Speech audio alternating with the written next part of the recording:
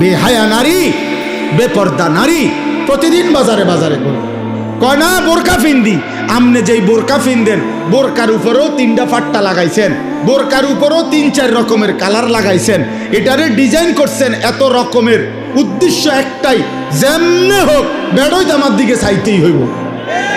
বেড়ই তুই যদি আন্দাস তোরে ডাক্তার দিয়ে অপারেশন করে হলেও চাইবি বেড়া আমার বেড়া, তাড়াতাড়ি চোখের চিকিৎসা করবে না। এত কষ্ট করিয়া 1 ঘন্টা লাগাইয়া পাউডার ডলছি, ফেয়ার এন্ড লাভলি ডললাম, মেকআপ ডললাম, এত রঙের কাপড় লাগাইলাম, এত জোড়া তালি দিলাম কাপড়ের মধ্যে, লাল কালার কদ্দুর, হলুদ কদ্দুর, বেগুনি কদ্দুর, মাথার উর্ফে একটা, আবার গোলাপ ফুল কদ্দুর, আবার এইটা কদ্দুর, এত কিছু মিলাইয়া উদ্দেশ্য কি? বখাটে রাস্তার দুশ্চরিত্র যারা প্রত্যেকটা পুরুষ আমাকে দেখতেই হবে। আরে বোন, আরে মা, বেপর্দা নারী, তোমারে রাস্তায় যারা দেখে তারা তোমারে রাবেয়া বসরির নজরে দেখে না, মা ফাতেমার নজরে দেখে না, তোমার ভোগের নজরে, উপভোগের নজরে, লালসার নজরে দেখে। এজন্য বেপর্দা নারী কিতাবে আছে, নিজেই নিজেকে ছোট করে, নিজের দাম নিজেই কমায়, নিজেই নিজেকে বাজারে তুলে দিছে যে আমার এই অসল আমি মূলত চলে না, আর আমনে নিজে চাইয়ালন। কথা তো ছিল নারীকে খুঁজে নিবে, কথা তো ছিল নারীকে তালাশ করে বের করবে, কথা তো ছিল 10 গ্রাম তালাশ কইরা 50 গ্রাম তালাশ কইরা চরিত্রবান নারী, ইমানদার নারী খুঁজে নিবে। পুরুষ তালাশ করবে, বাপ তালাশ করবে, দাদা তালাশ করবে, মা তালাশ করবে, শাশি তালাশ করবে, ফুফি তালাশ করবে যে একটা ভালো মেয়ে কোথায় পাওয়া যায়। নাকি কথা ছিল এই, কে তালাশ করবে? বেডি তো বাজারে কীর্তন খোঁজে না, নই যে আপনি ডেলি গেলে তো পাইবেন। আমি কীর্তন টোয়ান কীর্তন এবারই তো বাজারে আইয়ে প্রত্যেক দিন। একজন খুব, আমি সবাইরে বলছি না, এক ভাই আমার পরিষ্কার মনে আছে, উনি বলছিলেন আমারে, কয় হুজুর আমি 24 বছর না জানো 26 বছর বিদেশ কইরা উপজেলার রোডের উপরে 4 তলা বিল্ডিং করছি, আমার জীবনের সমস্ত কলজা পানি করা পয়সা দিয়া আমি একটা বিল্ডিং করে জীবনের তরে বাড়িতে চলে আসছিলাম, বউ বাচ্চা নিয়া, আর বিদেশ করব না, থাকমু। কয় হুজুর বাজারে আইসা দেখছি জীবনে চলার পথে হাঁটতেছি, বাজারে হাঁটি আর মানসে আমার বেডির নামে আমারে কয় সিনায়, কয় ওই তাইর জামাই। তখন আমি বুঝছি যে হায়, আমার বিবি এত বেশি পরিমাণ বাজারে আইসে গেছে যে বাজারে রিক্সাওয়ালা, অটোওয়ালা, সিএনজিওয়ালা, রাস্তার মানুষ, বাজারের দোকানদার, ফলওয়ালা, তরকারিওয়ালা, ধন্যপাতাওয়ালা, ফাঙ্গাসওয়ালা, প্রত্যেকেই আমার বউরেছেন। এটা ইজ্জত? কথা বলে না, এটা সম্মান? এটা কোনো নারীর সম্মান? এটা এই মাদ্রাসা কি করে? মহিলা মাদ্রাসা কি করে?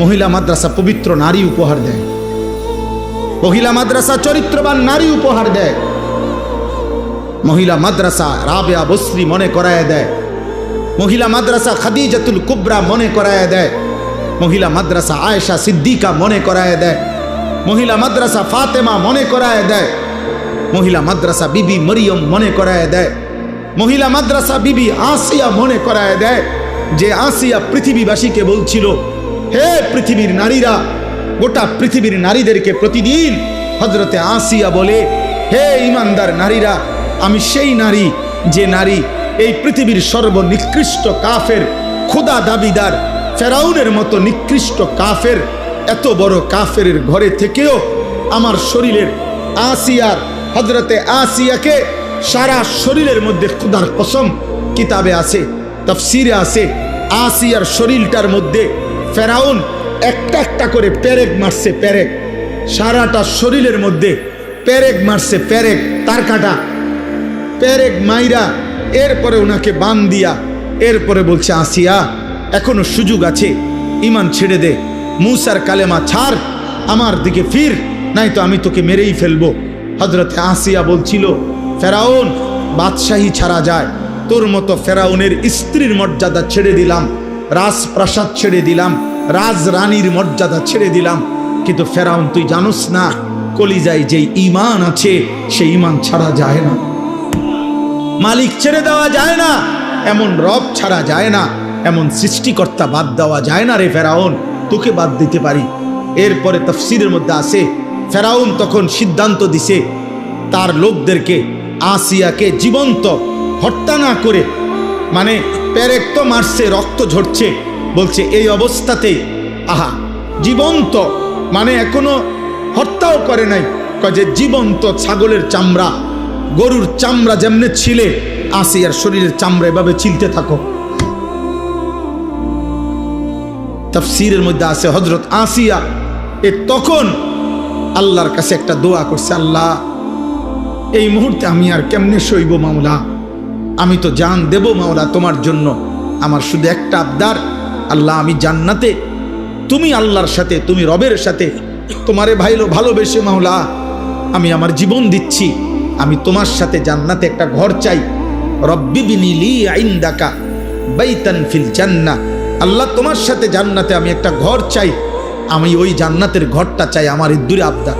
আল্লাহ তখন তাফসীরে আছে আল্লাহ জিব্রাইলকে বলছে, জিব্রাইল আমার আসিয়ার জান্নাতের ঘর তার চোখের সামনে নিয়ে যাও, ও যেন জান্নাতের ঘর দেখতে দেখতে শহীদ হয়ে জীবন দিয়ে আমার জান্নাতে চলে আসে।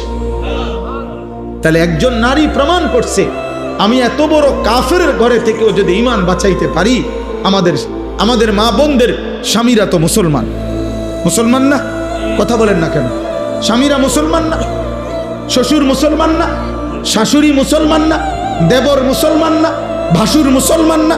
তাহলে এতগুলো মুসলমান থাকলে মুসলিম পরিবারের মধ্যে থাইকা আমার বোন, আমার নারী, সে পর্দা রক্ষা করতে পারবে না কেন? সে কি ফেরাউনের ঘরে, সে কি নমরুদের ঘরে থাকে? পারবে না কেন? কেন পারবে না? অতএব আমি আর লম্বা করতে চাই না দোস্ত আমার, আমি আপনাদের কাছে সবসময় আসি, আপনাদেরই ভালোবাসার মহব্বত, আমার সব চোখ পরিচিত, ছেলেরাও তোমরা আমার পরিচিত, বয়স্ক বাবারা তো আমি সবাইরই চিনি আলহামদুলিল্লাহ। এত বেশি পরিমাণ আপনাদের কাছে আমার আসা যাওয়া যে আমি তো চেহারাই সবারই চিনি।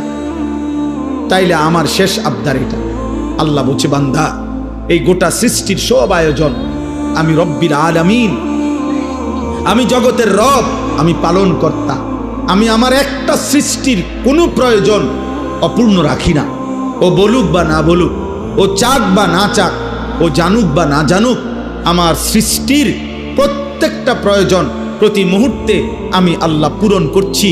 এজন্য আমি রব, আমি পালন কর্তা, এমন যোগ্যতা আমি আল্লাহ ছাড়া আর কারো হইতে পারে না। মাও মাঝে মধ্যে রাগ হয়ে যায়, বাবাও মাঝে মধ্যে গুসা হয়, জানতে জ্বালাইতে বেড়া সর, কিন্তু রব বলে না বান্দা আজও সেজদা দেও নাই, আচ্ছা খাও। বান্দা আজকে 365 দিন হইছে, একদিনও 5 ওয়াক্ত নামাজ পড়লা না, কি পরিমাণ গোসা উঠার কথা, কি পরিমাণ রাগ হওয়ার কথা। আল্লাহ বলছে না না বান্দা, আচ্ছা ঠিক আছে, তবুও খাও, তবুও ঘুমাও, তবুও পান করো। কেন? আল্লাহ আমি যে রব, আমি যে ওরে লালন পালন করব দায়িত্ব নিছি, আমি যে ওরে বানাইছি, আমি যে আমার হাতে বানিয়েছি ওকে। এই জন্য আল্লাহ বলেন আর রহমানির রাহিম, আমি বড় দয়াবান, আমি বড় মেহেরবান। এই মেহেরবানির কারণে, দয়ার কারণে পরে আমি খাওয়াইতেছি, পড়াইতেছি। ও আমারে ডাকে না, কিন্তু আমি যে দয়াবান। ও আমারে একটা সেজদাও দেয় না, কিন্তু আমি যে মেহেরবান, আমি করব কি? আমি কেমনে ওরে শাস্তি দেই? আমি আল্লাহ কেমনে ওর খানা বন্ধ করে দেই? আমি যদি ঘুম বন্ধ করে দেই, ও তো বাঁচবে না। ও আমি যদি তার পেশাবের সার্কুলেশন বন্ধ করে দেই, পেশাবটাও যদি ঠিক মতো বাহির না হয়, ও তো বাঁচবে না। ওর পায়খানা যদি একদিন আটকায়া থাকে, ও তো বাঁচবে না। ওর নিঃশ্বাস যদি 1 সেকেন্ড আটকায় থাকে, ও তো বাঁচবে না। আমি যে রহমান, আমি যে দয়ালু। তবে আল্লাহ বলে বান্দা, তবে শেষ তুমি ভেবেছ আমি শুধু দয়াই করে যাব? না রে বান্দা, আমার ব্যালেন্স আছে, আমার একটা ভারসাম্যতা আছে। আমি আল্লাহ আজ দুনিয়ায় মৃত্যু পর্যন্ত ওয়াদা দিছি, তোমার আমি লালন পালন করব, খাওয়াবো, পড়াবো, ডাকলেও না ডাকলেও। সেজদা দিল না দিল, আমার গোলামি করো আর নাফরমানি করো, তবে মালিক ইয়াউমিদ্দিন, মনে রাখবা আমি কিন্তু বিচার দিবসের মালিক, আমি বাদশাহ, আমি রাজা ধীরাজ, আমি জব্বার, আমি কাহার। আজ দুনিয়ায় আমি যা দিয়েছি, খোদার কসম আল্লাহ বলছে বান্দা, তার সব কিছুর চুল চেরা, বিন্দু বিন্দু, জাররা জাররা হিসাব আবার আখিরাতে আমি নেব। আমার একটা একটা নিঃশ্বাস, এক এক ঢোক পানি, এক একটা চোখের পলক, একটা একটা লোকমা আমি হিসাব নেব। মালিক ইয়াউমিদ্দিন, আমি কিন্তু হিসাব নেব, আমি বিচার দিবসের মালিক। ইয়াবাসুহুমুল্লাহু জামিআন, আল্লাহ বলেন আল্লাহই তোমাদেরকে কবর থেকে পুনরায় উঠাবেন। ফায়ুনাব্বিউহুম বিমা আমিলু, দুনিয়ার জীবনে যা করেছো সব তিনি জানাবেন। আহসাহুল্লাহু, আল্লাহ বলেন আমি আল্লাহ কিন্তু গুনে গুনে রেখেছি বান্দা। ওয়ানাসু, তোমরা ভুলে গেছো। আল্লাহর নবী একদিন হযরত ওমরকে বলছেন, ওমর রাদিয়াল্লাহু তাআলা আনহু নবীজির সামনে দুইটা খেজুর আর এক ঢোক পানি পান করছেন 3 দিন ক্ষুধার্ত থাকার পরে। আল্লাহর নবী বললেন, ওমর ওয়াল্লাহি লা তুসআলু আন হাযান নাঈম, আল্লাহর কসম ওমর, আখিরাতে হাসরের ময়দানে আল্লাহর নিকটে এই দুইটা খেজুর আর এই ঢোক পানির হিসাবও তোমাকে দিতে হবে। এক ঢোক পানির হিসাবও দিতে হবে। জন্য নওজোয়ান, আমিও না তোমারে ধরতে আর কোনোদিন পারলাম না, বাপ তোমার লগে কুলাইলো না, মা তোমার সাথে পারলো না, এই সমাজ, এই দেশ, এই জাতি কেউ তোমার সাথে শক্তিতে, তোমার ঘাউরামির কারণে, তোমার ঘাটতারামির কারণে কেউ পারলো না, কিন্তু ওই মালিক থেকে তুমি ছুটবা কেমনে? ওই রব থেকে ছুটবা কে? ওই হাসে ওরা দুজন হাসে, কিরে কি কয়, আমরা রেদি কয়, বোঝেন নাই? হ্যাঁ, অসভ্য তো বুঝে, ওরে যে কয় ও তো বুঝে, ওরে বল। আমি এই জন্য প্রত্যেক দিন বলি, সমবয়সী ভালো হইতে দেন। অধিকাংশ ছেলেদের নষ্ট হওয়ার পিছনে মূল কারণ সামান্য ফুলানের লগে চলে, দিন রাত সমবয়সী ওরে গুনার, ও একটু যদিও ভালো হইতে চাইছিল, ওর লগের গুণে ওরে কইছে না, আরে রাখ বেটা, অনবয়স অল্প। সমবয়সী বড় দুষ্ট হয়। এই জন্য সামান্যায়, শুধু সামান্যার লগে যদি চলো ভালো হবে, বড়র সাথে চলতে হবে, আল্লাহওয়ালার সাথে চলতে হবে, কোনো দিনদার মুত্তাকির কাছে মাঝে মধ্যে যাইতে হবে, নাহলে পারতা না। জোয়ান হোক বুড়া হোক, প্রত্যেক ব্যক্তি, একেবারে 90 বছরের বুড়া মিয়া চাচা আপনারে বলি, আপনিও যদি একলা একলা চলেন পারতেন না। একলা একলা চললে বেশিরভাগ গুনাহ করতে মন চাই, কোনো কাম নাই তো চলো আদোয়ানে যাই কদুর বই, আমারও শরীরে বল নাই, থাক অসুবিধা কি, মানুষে তো কয় আমি শুনি, মানুষে যে গীবত করে আমি বসে বসে শুনি। হ্যাঁ, এই জন্য একা চলতে নাই, কোনো আলেমের সাথে, কোনো আল্লাহওয়ালার সাথে চলা উচিত। আল্লাহ বলেন সর্বশেষ কথা হইল, বান্দা অতএব তুমি এতটুকু বুঝে নাও, আমি রহমতের কারণে, দয়া মায়ার কারণে এই জগৎ সংসারে তোমাকে লালন পালন করছি, আমি রব, আর তবে আমি সব কিছুর হিসাব নেব, আমি মালিক বিচার দিবসের। অতএব যদি তোমার বিবেক থাকে, বুদ্ধি থাকে, তাহলে তোমার উচিত এ কথা বলা যে আল্লাহ আপনি যেহেতু সব দিয়েছেন, আবার আপনি সব হিসাব নিবেন, কাজে এলোমেলো কইরা সদরবদর কইরা লাভ নাই। ইয়াকা নাবুদু, আমি আপনার গোলামি করব, বাবুরে বেজালের দরকার নেই, আপনার ইবাদতই করব। ওয়া ইয়াকা নাস্তাইন, হ্যাঁ আল্লাহ, তবে আমার প্রথম আবদার সব মাইনা নিছি, আপনার ইবাদত করব, তবে আমি দুর্বল মানুষ, আমি দুর্বল মাওলা, আমারে একলা একলা তো আমি পারতাম না, আমি তো দুর্বল, আমি আপনার বান্দা, আমি আপনার কাছে সাহায্য প্রার্থনা করি, আপনি আমারে সেজদা দেওয়ার জন্য, নামাজ পড়ার জন্য, হালাল পথে চলবার জন্য, হারাম ছেড়ে দেওয়ার জন্য আপনি আমারে সাহায্য করেন। আল্লাহ বলেন বলে আব্দি মা সাআলা, দিল থেকে চাইলে আমার বান্দা যা চাইলো আমি তাই দিলাম, এই শেষ কথা। অতএব খাদিজাতুল কুবরা এই বালিকা মাদ্রাসায় আজকের এই মুবারক মাহফিলে সূরা ফাতিহার মাধ্যমে আমরা আপনাদের কাছে কথা বুঝাইতে চেষ্টা করলাম। এই সৃষ্টির সবকিছু কার? অতএব প্রশংসা কার? অতএব গোলামি করা উচিত কার? সাহায্য চাওয়া উচিত কার? কার কাছে? আল্লাহ। অতএব ছেলেরা, বাবারা, আমরা চিৎকার করে গেলাম, বলেই গেলাম, এটাকে শুধুমাত্র বক্তার ওয়াজ মনে করো না। কেউ একজন নিজের জীবনে পরিবর্তনের সিদ্ধান্ত নাও। বাবারা, আপনাদেরকেও বলি, চায়ের আড্ডা, আপনারা বিড়ি সিগারেটের আড্ডায় যাবেন না। আপনার বাকি হায়াত তসবিহ পড়েন, কোরআন পড়েন, দিন মানেন। আর প্রত্যেকটা বাবা মা আপনারা আপনাদের ছেলে, আপনাদের মেয়েকে দিন শিখান। মুসলমানের সকলের উপরে দিন শেখা ফরজ, ফরজে আইন। অতএব আপনার মেয়ে 3 জন, কোরআন শিখবে 1 জন, তো বাকি 2 জনের জন্য ফিডা খাইতে আপনি রেডি থাকেন। আপনার ছেলে 3 জন, আপনি কোরআন শিখাইছেন 1 জন, মাশাআল্লাহ। বাকি 2 জন যে শিখল না, বাকি 2 জন যে হালাল হারাম চিনল না, ওদের জন্য ফিডা খাওয়ার ক্ষেত্রে আপনি রেডি থাকেন। এই জন্য যার সন্তান যতজন দিন শিখবে ততজন। কথা বলে না, কতজন? যার মেয়ে 3 জন কোরআন শিখবে কয়জন? যার ছেলে 3 জন কোরআন শিখবে কয়জন? সবাই সবাই সবাই, আলা কুল্লি মুসলিম, প্রত্যেক মুসলমানের উপর। এই জন্য আলহামদুলিল্লাহ আমার প্রিয় ভাই মৌলানা নজরুল ভাই, আমার প্রিয় ভাই মৌলানা লোকমান হোসেন ভাই, ওরা 2 জন আলহামদুলিল্লাহ আমি প্রত্যেক বছর দেখি আমার কাছে এই মাহফিলটার জন্য একটা ডেট দিবার জন্য 2 জন একসাথে যায়, মহব্বত করে।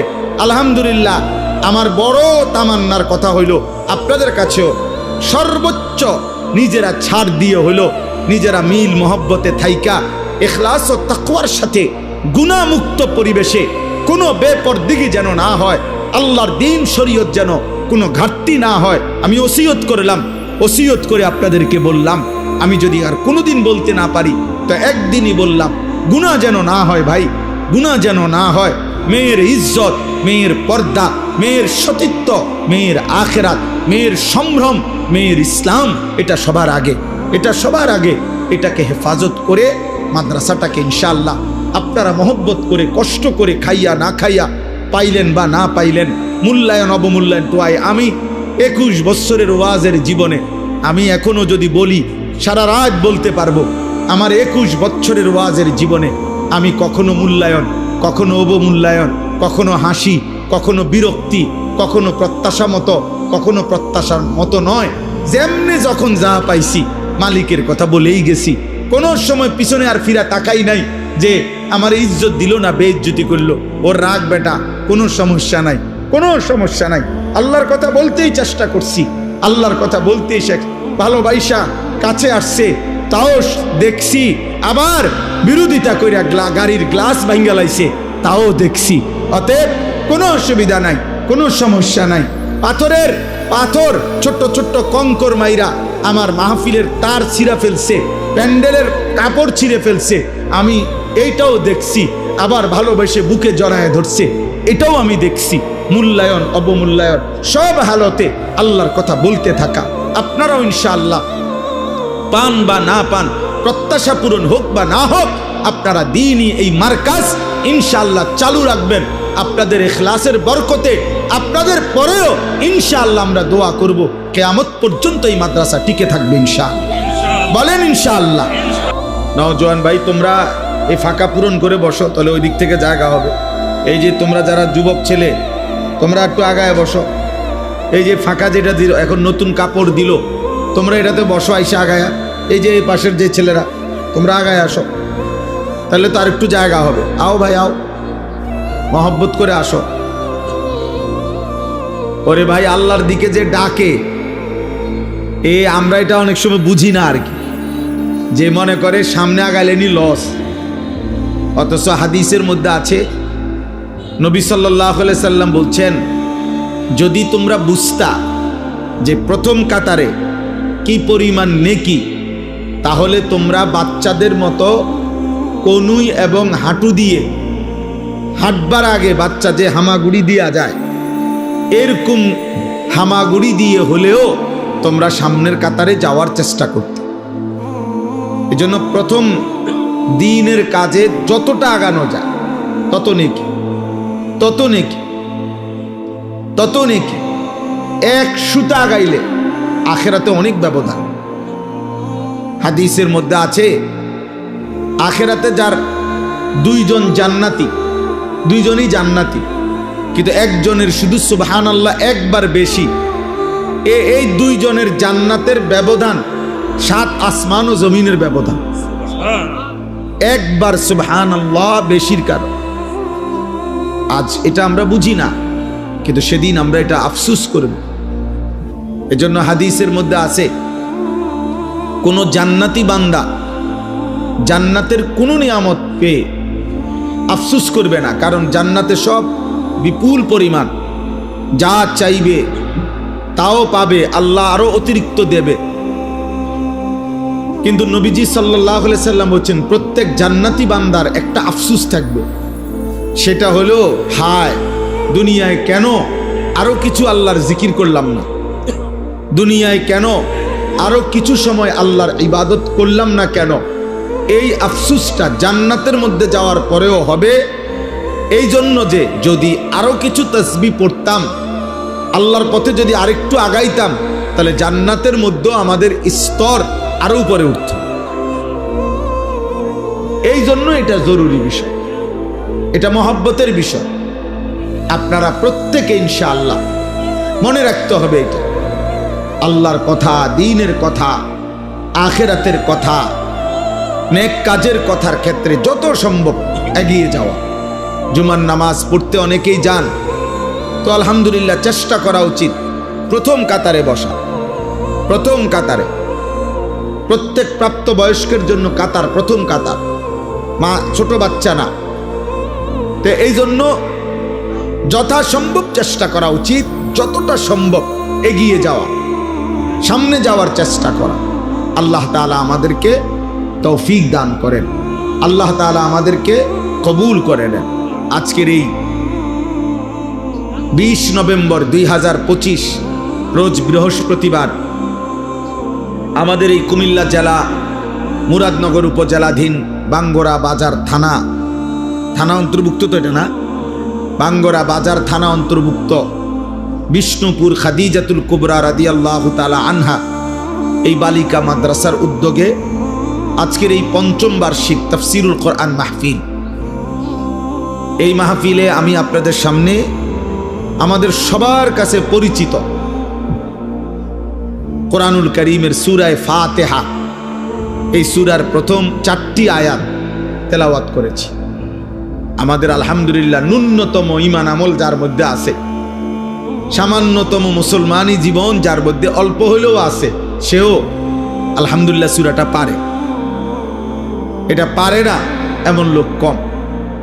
তো এই সূরা ফাতিহা আমাদের জীবনে এক মুসলমানের জবান দিয়ে আল্লাহ তাআলা সবচেয়ে বেশিবার উচ্চারণ করা,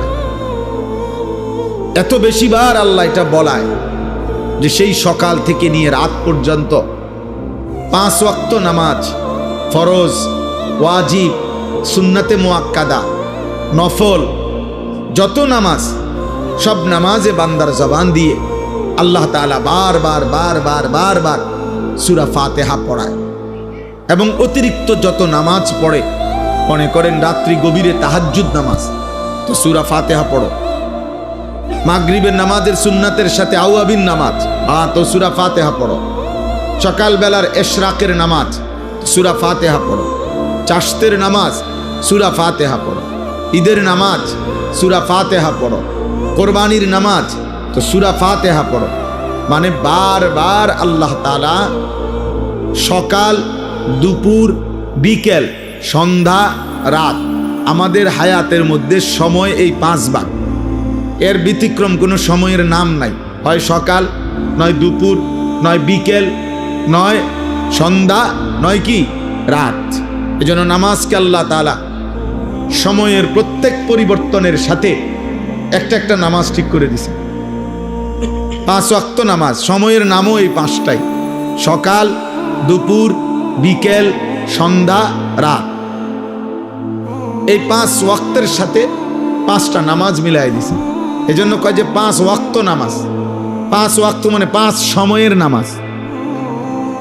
ইন্নাস সালাতা কানাত আলাল মুমিনিনা কিতাবাম মাওকুতা। আল্লাহ বলেন নিশ্চয়ই নামাজ মুমিনদের উপরে ফরজ করা হয়েছে সময় হিসাব করে, এলোমেলো না, একসাথে মোট গুইনা যে 5 রাকাত ওয়াক্ত নামাজে মোট মনে করেন 17 রাকাত ফরজ, তো 34টা সেজদা। বলে আমি আমার সুবিধা মতো এক সময় 34টা সেজদা দিয়ে দেব, 17টা রুকু দিয়ে দেব, তো হবে তো নামাজ না? ওয়াক্ত হিসাব, সময় হিসাব। জোহর জোহরের ওয়াক্তেই পড়তে হবে, আসর আসরের ওয়াক্তেই পড়তে হবে, মাগরিব মাগরিবের ওয়াক্তেই পড়তে হবে, ফজর ফজরের ওয়াক্তেই পড়তে হবে।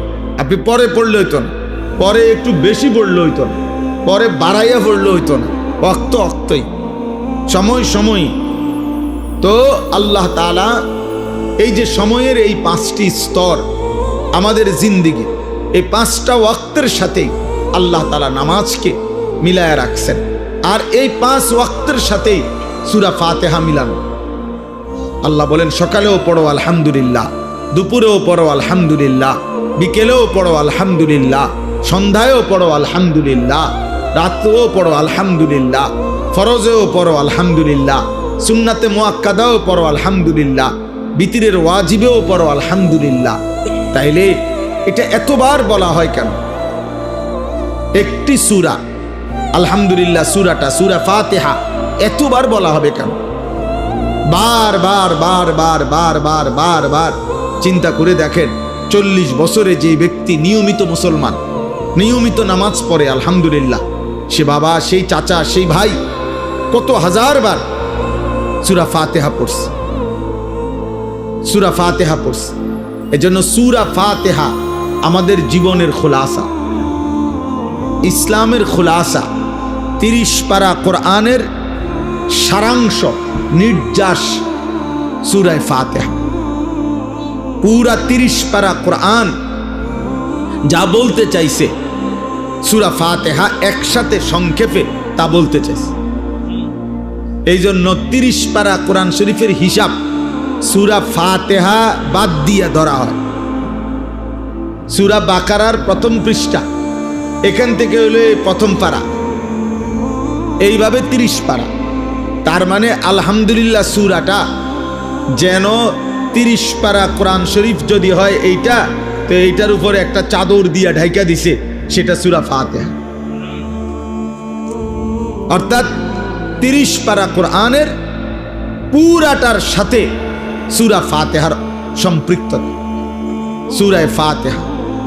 এজন্য হাদিসের মধ্যে আছে রাসূলুল্লাহ সাল্লাল্লাহু আলাইহি ওয়াসাল্লাম বলেছেন, আল্লাহ তাআলা যত আসমানি কিতাব নাজিল করেছেন, বিশেষ করে তাওরাত, জাবুর, ইনজিল এবং কোরআনের যে বাকি 30 পারা নাজিল করেছেন, নবীজি বলছেন কসম করে যে সাহাবারা শোনো, আল্লাহর কসম, আল্লাহ তাআলা বিগত কোনো আসমানি কিতাবে এবং এই কোরআনের বাকি 30 পারাতে সূরা ফাতিহার চাইতে দামি কোনো আয়াত, কোনো কথা আল্লাহ নাজিল করে নাই।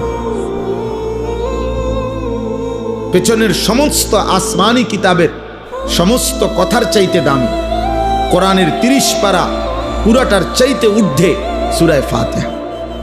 এত গুরুত্বপূর্ণ সূরা। রাসূলুল্লাহ সাল্লাল্লাহু আলাইহি সাল্লাম বলছেন, তাফসীরে কুরতুবী একটা বিখ্যাত তাফসীর আছে, ওই তাফসীরের মধ্যে রাসূলুল্লাহ সাল্লাল্লাহু আলাইহি সাল্লামের জবান থেকে উচ্চারিত সূরা ফাতিহার 12টি নাম উল্লেখ করা হয়েছে। কোরআনুল কারীমের এই একটাই সূরা, যেই সূরার সবচেয়ে বেশি নাম আছে, সর্বোচ্চ 47টা পর্যন্ত মুফাসসিরিনে কেরাম সূরা ফাতিহার নাম উল্লেখ করছে।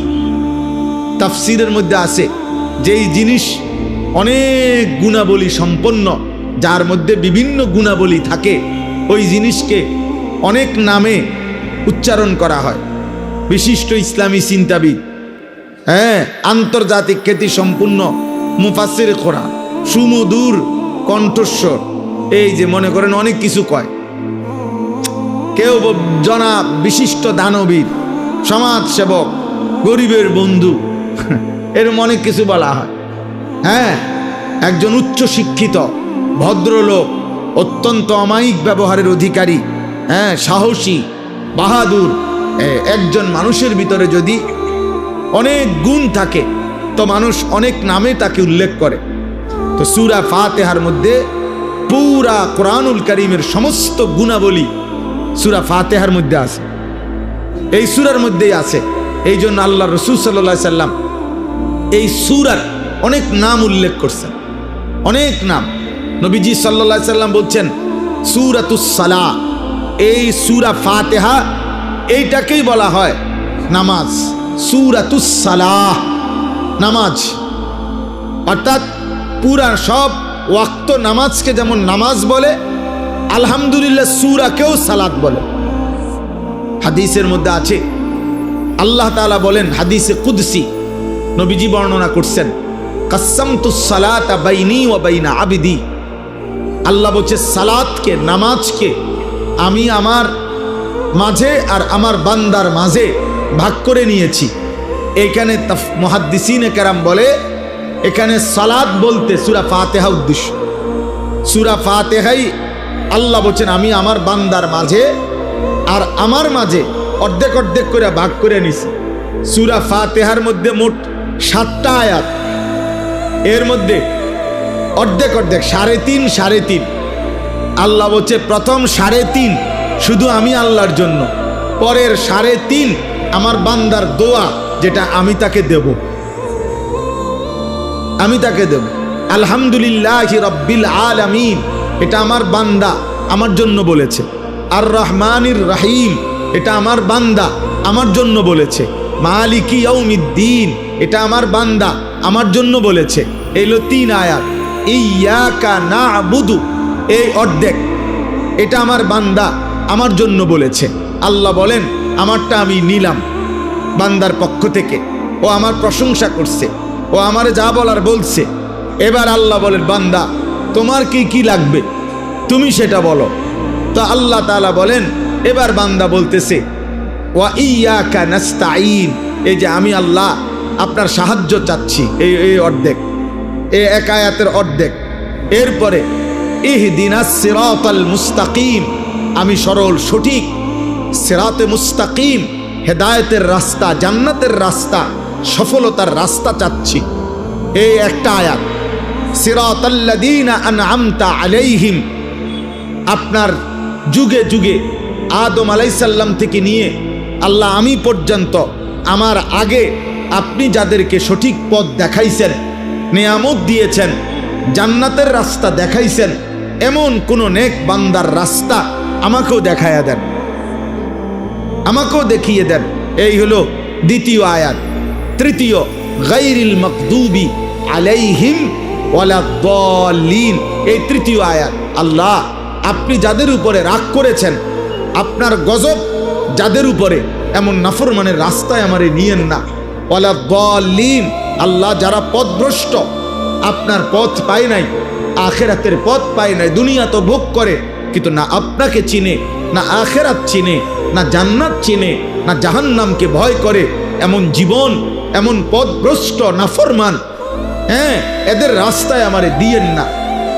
এই হলো 3টা আয়াত। আর হইলো ওয়া ইয়াকা নাস্তাঈন অর্ধেক, তো কত হইলো 3.5। আগে কদ্দুর 3.5, এই 3.5 বান্দা নিজের জন্য, আমার জন্য আমি আল্লাহ চাইছি। আল্লাহ ওয়াদা দিছেন আমার যে বান্দা সূরা ফাতিহার পরের 3.5 দিল থেকে ইখলাসের সাথে যদি সত্যি আমার কাছে সেগুলো চায়, বলি আবদি মা সাআলা, আমি ওয়াদা দিলাম যা চাইছে বান্দা আমি তাই তাকে দেব,